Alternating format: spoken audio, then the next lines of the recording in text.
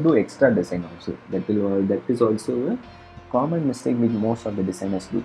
Like I am a graphic designer, so I should showcase my design skill, entail all the design skill in this design.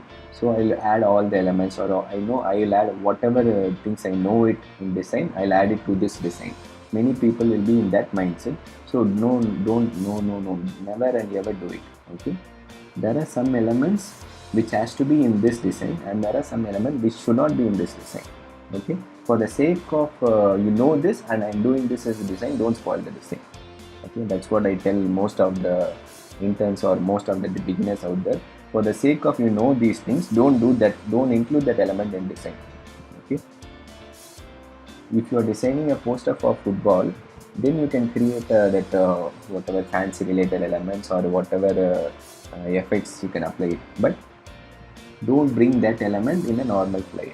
This is a product post, make it look like a product post, make it look like as simple as possible, and make sure you communicate effectively to your audience.